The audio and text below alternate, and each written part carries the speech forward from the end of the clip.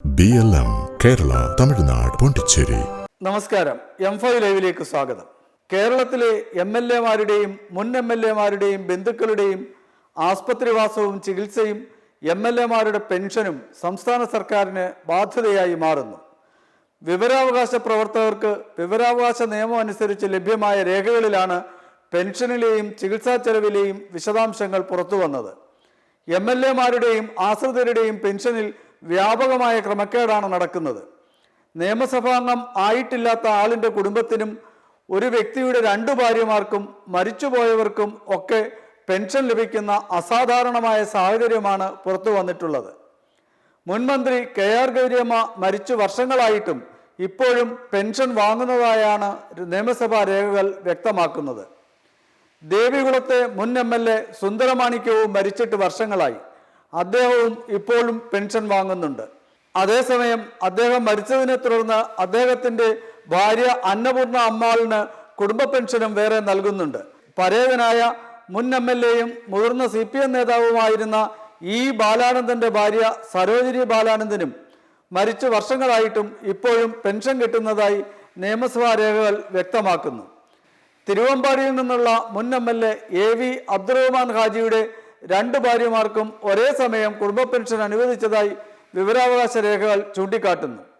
ഒരിക്കലും നിയമസഭയിൽ അംഗമായിട്ടില്ലാത്ത professor KM ചാണ്ടിയുടെ മകൾ ത്രേസ്യാമ്മ ചാണ്ടിക്ക് പെൻഷൻ അനുവദിച്ചതും വിവാദത്തിന് വഴിതെളിച്ചിട്ടുണ്ട്. രേഖകളിലെ തെറ്റുകളാണോ അതോ ആസൂത്രിതമായ ക്രമക്കേടുകളാണോ നടന്നത് എന്ന കാര്യത്തിൽ ഇനിയും സംശയം ഒഴിവായിട്ടില്ല.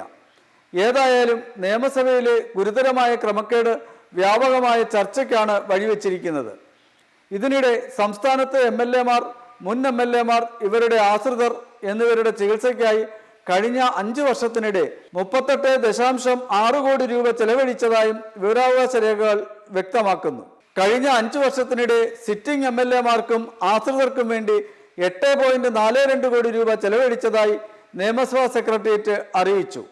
മുൻ MLA-മാരുടെയും ബന്ധുക്കളുടെയും ചികിത്സയ്ക്കായി സർക്കാർ ചെലവഴിച്ചത് 30.23 കോടി രൂപയാണ്. ഓരോ വർഷവും 6 കോടി രൂപയോളം ഈ ഇനത്തിൽ ചെലവഴിക്കുന്നുണ്ട്.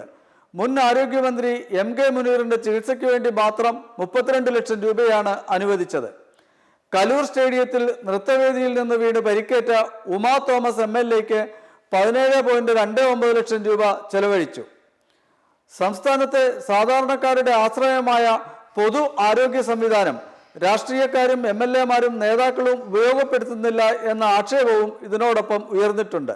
ചില മന്ത്രിമാരാകട്ടെ വിദേശത്ത് പോയാണ് ചികിത്സ നടത്തുന്നത്.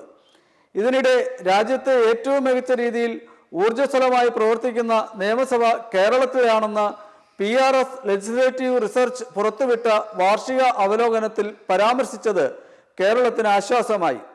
27 സംസ്ഥാനങ്ങളിലെയും 3 കേന്ദ്രഭരണ പ്രദേശങ്ങളിലെയും നിയമസഭാ സമ്മേളനം ദിവസങ്ങൾ വിശകലനം ചെയ്താണ് ഇവർ റിപ്പോർട്ട് തയ്യാറാക്കിയിട്ടുള്ളത്. രാജ്യത്തെ നിയമസഭകൾ 2025 ശരാശരി 24 ദിവസങ്ങൾ സമ്മേളിച്ചപ്പോൾ 38 ദിവസം ശരാശരി സമ്മേളിച്ചു. ഇത് ദേശീയ ശരാശരിയേക്കാൾ ഏറെ മുന്നിലാണ്. ഏറ്റവും പ്രധാനപ്പെട്ട മറ്റൊരു വിലയിരുത്തൽ കഴിഞ്ഞ 5 വർഷവും കേരള നിയമസഭയുടെ പ്രവർത്തനം ഇതേ മികവ് പുലർത്തിയെന്നാണ്.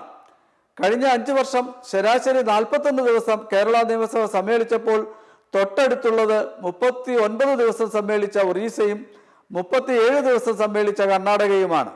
പല സംസ്ഥാന നിയമസഭകളും 6 മാസത്തിലൊരിക്കൽ കൂടിയിരിക്കണമെന്ന ഭരണഘടനാ ബാധ്യത പൂർത്തിയാക്കി 2-3 ദിവസത്തെ സമ്മേളനം കൊണ്ട് പിരിയുകയാണെന്ന് റിപ്പോർട്ട് ചൂണ്ടിക്കാട്ടിയിട്ടുണ്ട്.